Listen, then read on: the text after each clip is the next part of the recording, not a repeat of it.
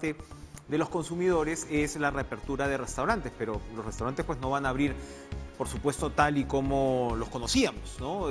Hay toda una serie de protocolos, serie de estipulaciones con respecto al aforo, ¿no? Y va a cambiar y por supuesto los consumidores tienen que también tomar todas estas precauciones pues muy en serio, ¿no? Son unos nuevos consumidores también, en todo caso, una nueva clientela la que va a tener pues que aproximarse a partir de mañana a los restaurantes. Estamos con José Luis Silva Martinot, representante de la Unión de Gremios y Asociaciones de Restaurantes del Perú, para que nos comente un poco cómo será esta nueva normalidad en lo que respecta a nuestra tan apreciada industria gastronómica. ¿Cómo está, señor Silva Martinot? Gracias por estar con nosotros.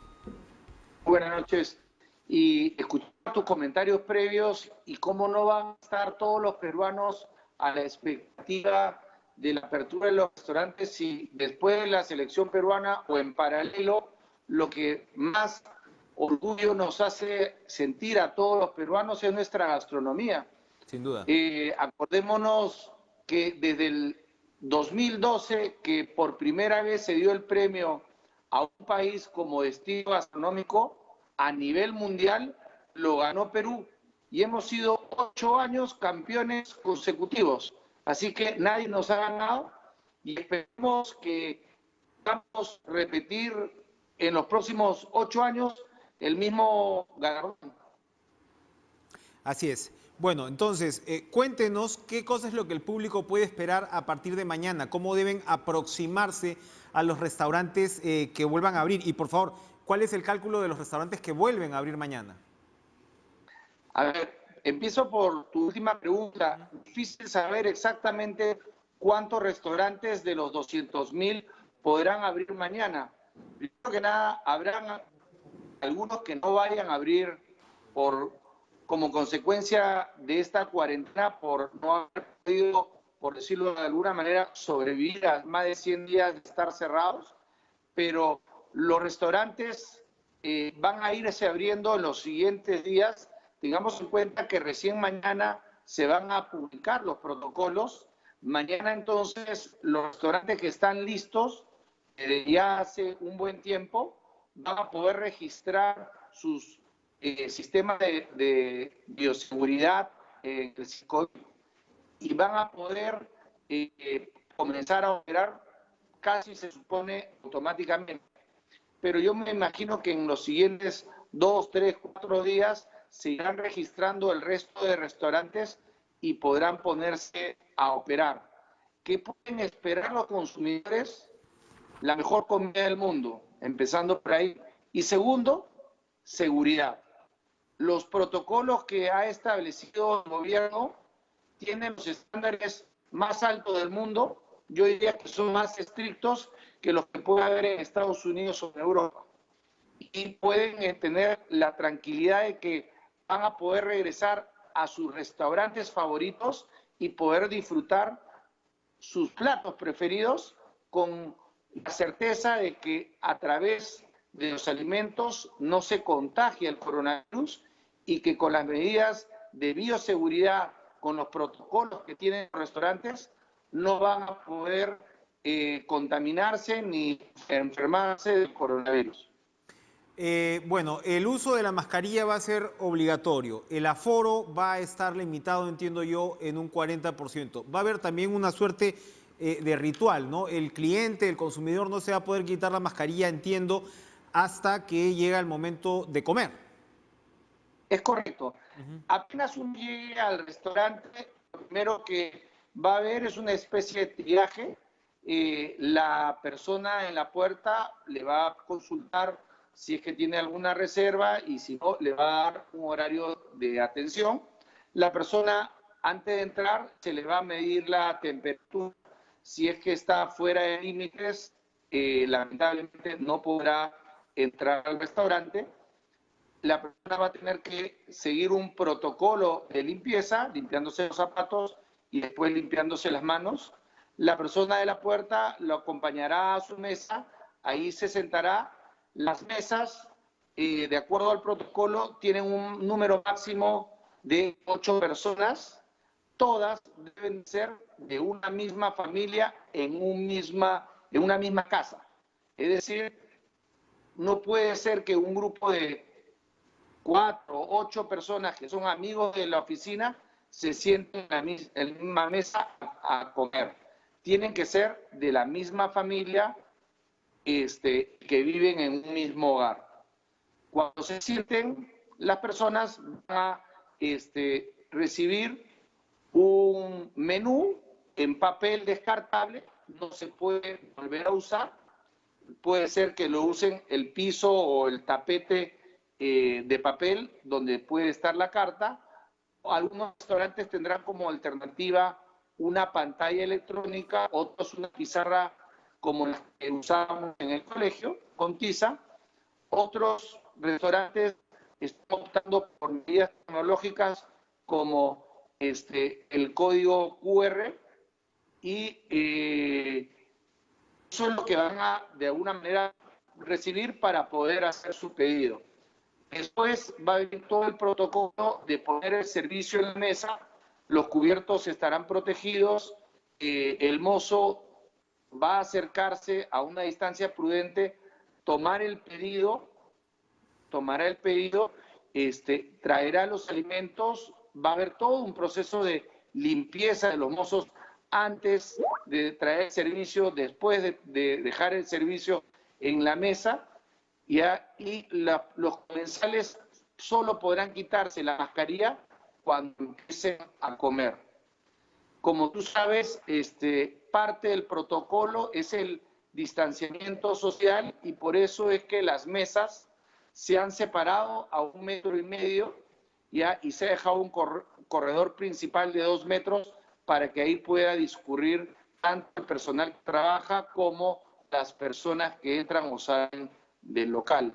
Esas son en términos generales las principales medidas y encantado de poder responder tus preguntas. Sí, a ver, estos protocolos obviamente se cumplen en todo el espectro de restaurantes, como usted señalaba, estamos hablando pues de 200.000 negocios, ¿no?, que podrían ya reingresar un poquito a la cancha, por decirlo de alguna manera. Esto se aplica, por supuesto, en algunos restaurantes de repente más o menos un poco de alta cocina, como los que tenemos en las imágenes, pero también en los restaurantes que el peruano y las peruanas comen en el día a día. Totalmente. Los protocolos son de obligatorio cumplimiento por los 200.000 o más restaurantes que tenemos en el país, sean estos chicos, grandes o medianos. Tenemos que cuidar la salud de todos y la mejor forma es cumpliendo los protocolos. Los restaurantes formales podemos asegurarle que es más seguro ir a comer a un restaurante que ir a hacer las compras a un supermercado e ir al banco a hacer alguna operación, porque con todas las medidas que se toman dentro de lo que es un restaurante, no va a haber ningún tipo de contagio. Adicionalmente, el organismo más importante de los Estados Unidos que controla todo el tema del coronavirus ha dicho que no hay contagio por alimentos y lo mismo lo ha ratificado el Colegio Médico del Perú, que ha pedido que se abran los restaurantes porque es parte de la economía y además es una forma de evitar que otras epidemias vengan al país. Porque tengamos en cuenta que ya todos los peruanos a partir de mañana van a poder de alguna manera regresar a sus actividades normales. Y si no tienen dónde comer, tendrían que optar por el ambulante o la comida al paso, que no va a tener los protocolos ni las medidas de seguridad. Por eso es muy importante para evitar una fiebre tifoidea o la vuelta del cólera, que los restaurantes comiencen a operar lo antes posible para poder atender a los 30 millones de peruanos que todos nos morimos por comer nuestros platos preferidos. Así es, para ir redondeando, señor Silva, el impacto de la crisis en el sector, tenemos pues una idea aproximada. De un lado, yo no sé cuántos puedan haber accedido, por ejemplo, al programa Reactiva, Y de otro lado, sabemos pues que un restaurante es un emprendimiento complejo en el sentido del costo del alquiler, ¿no? En muchos casos, por supuesto, no la formalidad en la planilla, ¿no? De trabajadores que sabemos pues que un tema de delivery no te da para cubrir de ninguna manera, ¿no? Un emprendimiento de estos. ¿Tenemos una idea de cuál ha sido el impacto finalmente? Más o menos uno estima que el PBI total del Perú, el 2% es el negocio de la restauración, es decir, más de 5.000 millones de dólares es lo que significa los restaurantes. Al haber estado parados casi la tercera parte del año, el efecto sería entre 1.500 y 1.600 millones de dólares que se han dejado de facturar. Es un impacto enorme para la economía, pero sobre todo es un impacto muy grande para los pequeños restaurantes, porque tengamos en cuenta que de los 200.000 restaurantes que tenemos en el Perú, más o menos 196.000, 197.000 son pequeños restaurantes en donde es el padre, la madre, los hijos quienes atienden dentro del restaurante y estos se han visto perjudicados enormemente. Ahora va a ser importante ver qué medidas toma el gobierno para reactivar el sector. Hay un FAE Turismo que se ha ya presentado, pero hay que hacer también que los consumidores vayan a los restaurantes y ver de qué manera se va a poder apoyar a este sector que creo yo es el principal generador de puestos de trabajo y más importante aún es uno de los principales sectores que atrae el turismo porque hoy día, bueno, hasta antes del coronavirus, la gente venía al Perú básicamente por dos motivos, por Machu Picchu y por la gastronomía. Y para poder recuperar a todas esas personas que acostumbraban venir, es importante que los restaurantes se reactiven cuanto antes y que podamos tener la certeza de que la gastronomía peruana sigue siendo la mejor del mundo. Sin duda, así será. Estoy seguro que será pues un factor importantísimo en la recuperación y el ánimo nacional. Gracias, José Luis Silva, por acompañarnos esta noche en Cara a Cara. Gracias a ustedes. Bien, vamos a ir a una pausa y regresamos con Fernando Tuesta para conversar, bueno, las últimas decisiones del Congreso o al menos pues de la Comisión de Constitución que podrían terminar pues en un cambio en realidad ya de las reglas para las próximas elecciones.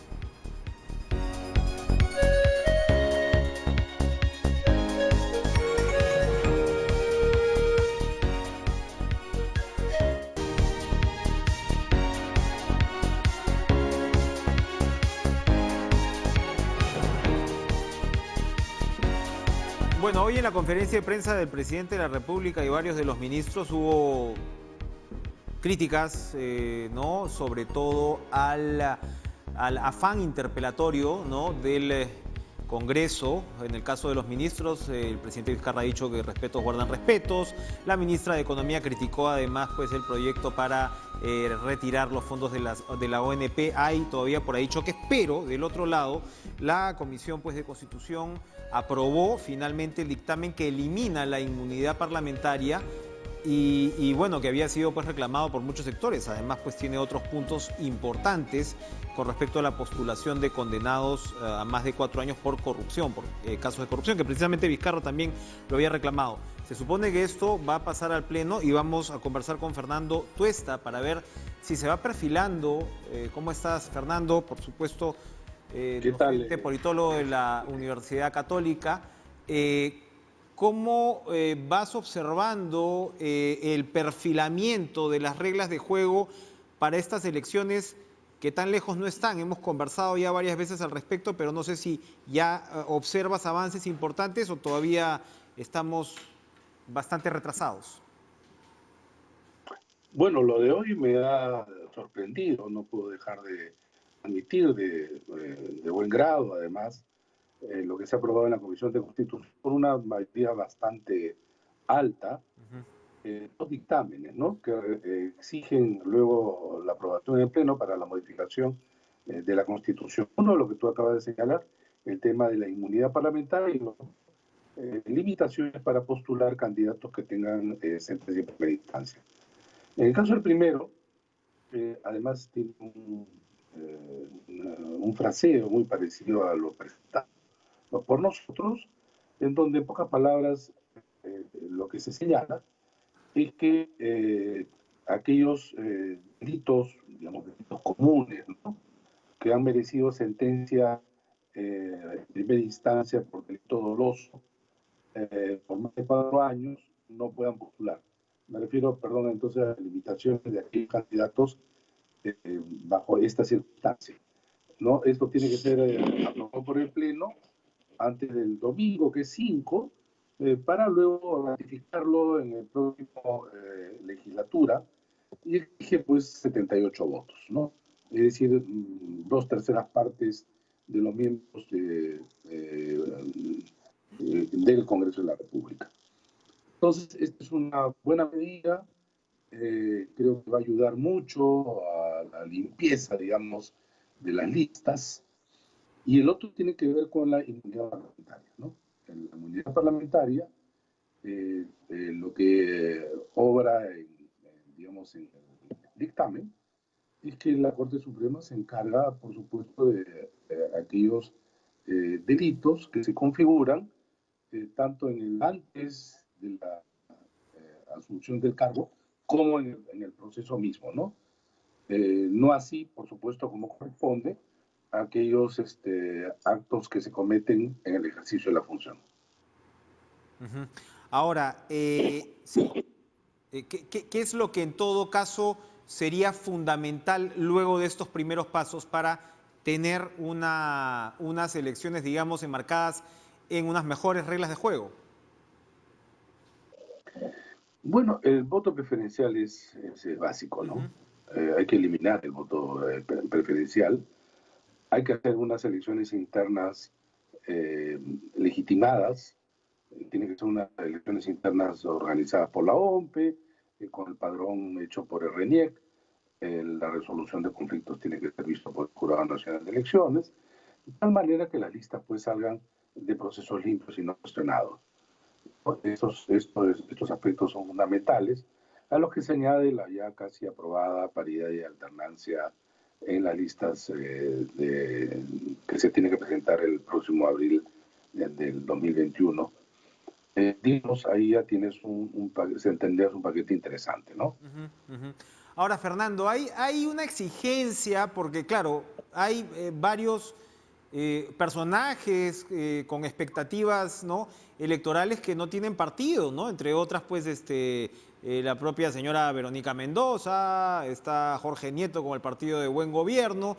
Y claro, el tema de la pandemia también ha alterado todo este calendario, no solamente el calendario, sino los propios requisitos en sí. ¿Qué podría hacer el Congreso al respecto, en todo caso, pues para tener un sistema político más abierto? Eso es cierto. Acá hay una combinación entre lo que puede hacer el Congreso y lo que puede hacer el Jurado Nacional de Elecciones. Porque hay 24 partidos inscritos que tendrían que actualizar sus padrones de tal manera que deben de tener al menos su número, 24.000 miembros cada partido, ¿no? En abril se cumplía este plazo y nos ha remediado la pandemia, y lo que hace el Jurado Nacional de Elecciones es suspender esta fecha límite, pero lo que no dice el jurado es que se suspende hasta qué momento, o se cancela o se deja sin efecto esta condición. Eso no ha quedado claro, ¿no? Pero de la misma manera, quienes aspiraban a ser partidos legalmente inscritos estaban en proceso también de incorporación de miembros hacia su organización, como los comités provinciales. De ellos no se dice nada. Sin embargo, yo creo que habría un desequilibrio, ¿no? Porque si es que el jurado considera que los 24 no tienen que cumplir con esa norma, porque a los nuevos se les tiene que exigir, por el contrario, sí la aceptación de este requisito. Y eso lo que ocurre es que ya estamos muy avanzados en el calendario y vamos a terminar entonces como antes. ¿Y qué era como antes? Muchos partidos que tienen inscripción, pero no tienen candidatos. Muchos candidatos, a su vez, que no tienen partidos inscritos. Entonces lo que se establecía una suerte pues, de matrimonio migrante, ¿no? Por conveniencia. Y esto era también, motivaba a su vez una serie de efectos posteriores. Eso se tenía que terminar, ¿no? Se dio algunos requisitos para los partidos. El tema era que las elecciones primarias también eran un filtro para que no todos puedan postular sus candidaturas en abril del próximo año. Era un primer filtro, pero como se han suspendido las elecciones primarias, vamos a tener pues 24 partidos que van a postular, más alguno por allí que pueda cumplir con los requisitos establecidos por la ley. Vamos a ir a una pausa, pero le dejo a Fernando Tuesta la inquietud de las declaraciones que ofreció en el programa de ayer, aquí en Cara a Cara, a Julio Guzmán, que invitó, ¿no?, en todo caso, a una parte del espectro político a competir en las primarias dentro de su propio partido, nada menos. Regresamos.